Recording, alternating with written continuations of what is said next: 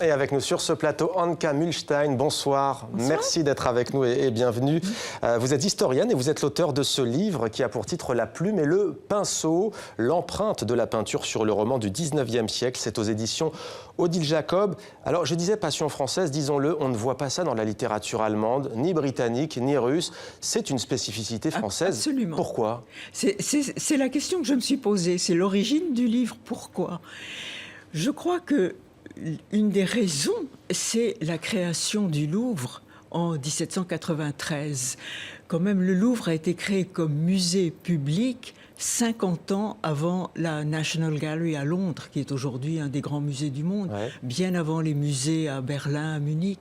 Donc la France était au fond le seul pays européen où n'importe qui pouvait aller et voir de grandes œuvres.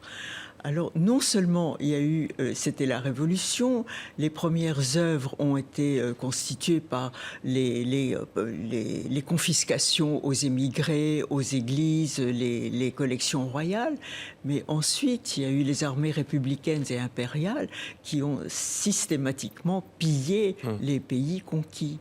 Donc la quantité d'œuvres absolument admirables était quand même rare. Alors, votre livre est passionnant parce que vous donnez des tableaux exemples à l'appui et des récits. Par exemple, un narrateur qui parle dans un de ses romans. Prenons par exemple Claude Monet, La Maneporte et Étretat. Quel lien unissait Maupassant à ce grand peintre ? Le lien entre Maupassant et Monet, il avait vu Monet peindre. Il s'était vu à Étretat d'ailleurs. C'est ça, absolument. Et alors il avait été très frappé, mais surtout Maupassant était extraordinairement impressionné par le rôle de la lumière dans les œuvres de Monet, et ça transparaît dans ses œuvres à lui. Mais ce qui m'a amusé, c'est quand il a vu cette toile, il a dit « mais on dirait une trompe d'éléphant ». C'est effectivement une autre manière de voir la falaise. Et on le voit à l'antenne. Quel est l'écrivain français à cette époque qui a été le plus influencé par la peinture, selon vous ? Je crois que c'est très difficile de choisir. Balzac a été influencé moins par la peinture que par l'extraordinaire complication de la carrière d'un peintre.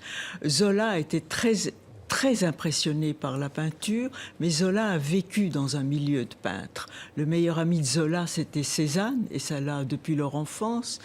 Et ils sont montés ensemble plus ou moins à Paris.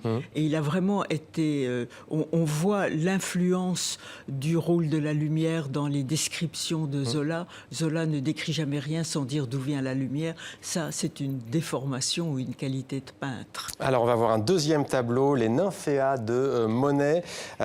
Vous écrivez, et c'est d'ailleurs assez drôle, vous dites à la fin du roman donc de Proust, le narrateur dit de Monet qu'il avait donné des leçons de vérité à Swann et à Madame Verdurin. Il aurait pu ajouter qu'il lui en avait donné à lui-même de si mémorables que dans sa joie à regarder, et là, ouvrez les guillemets, et là, si on peut revoir l'image, je lis en même temps que l'on découvre le tableau, fleurir dans les petits étangs que forme la Vivonne de véritables jardins de nymphéas, un peu plus loin, pressés les unes contre les autres en une véritable plate-bande flottante, ont eu dit des pensées des jardins qui étaient venus poser comme des papillons leurs ailes bleuâtres et glacées. C'est saisissant. Il décrit le tableau. Il décrit le tableau dans son style, qui est quand même également saisissant. Alors là, vous voyez l'espèce d'incroyable osmose entre le peintre et l'écrivain. Mais le peintre a été influencé manifestement par... l'écrivain a été influencé manifestement par le peintre. Vous parliez tout à l'heure, Anka Mühlstein, du rôle déterminant de la création du musée du Louvre. C'est vrai qu'à cette époque, l'art pictural, il n'est pas forcément... diffusé de manière impressionnante. C'est aussi grâce à ces écrivains et à cette relation que la peinture va se diffuser, va se démocratiser, si l'on peut dire.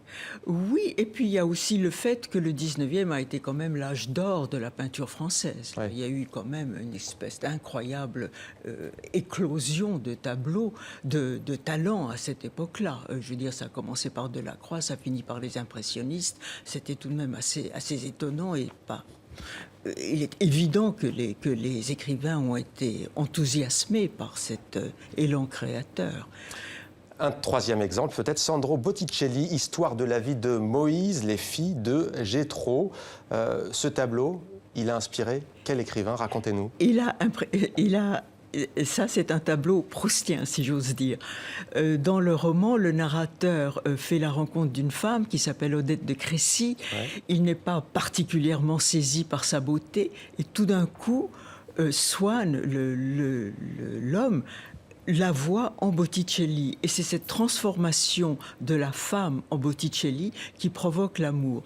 Mais la couverture de mon livre, c'est le tableau de Gustave Doré. Mmh. Et cette femme devient méchante. Elle le fait souffrir, et quand elle devient méchante, il la voit tout d'un coup en fleurs vénéneuses, il la voit dans la Salomé de Gustave Doré. Donc Merci. Vous voyez les deux aspects de la femme vus à travers un tableau. La plume et le pinceau, à lire absolument, c'est aux éditions Odile Jacob. Merci à vous, Anka Milstein, d'être venu sur notre plateau.